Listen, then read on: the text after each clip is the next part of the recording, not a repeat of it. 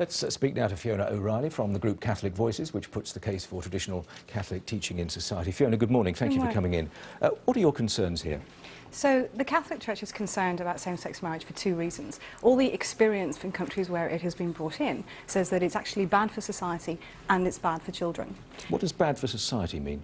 It's bad for society because, in essence, this kind of legislation tries to say that sexual difference doesn't matter and that the only defining characteristic of marriage is love, is emotional commitment. But when you do that, you see in countries like Holland, they have to move from it being just a two-way partnership, but now it's a three-way partnership.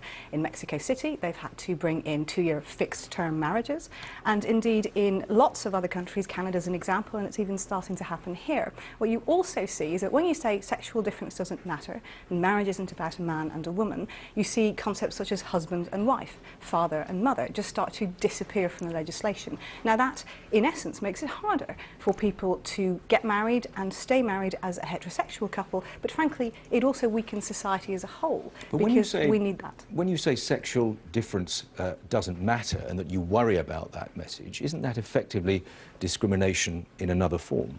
So discrimination is something that the Catholic Church is absolutely against, and it upholds and fights for the dignity and the fair treatment of people of all genders, of all ethnicities, including be that homosexuals, be that Irish people such as myself, anyone. But what we've got to think about here is discrimination happens when you treat two things that are the same differently.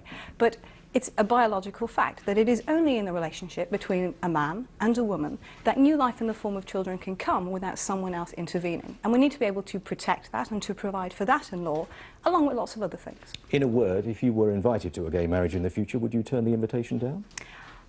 I have a number of gay friends. In fact, they're all against, as it happens, this same-sex marriage. But were that to happen, what I think I have to do would be to say, look, I love you, I celebrate you for who you are, I will happily come along to an after party because I cherish you as my friend, but I cannot stand up and witness something that I fundamentally believe to be wrong.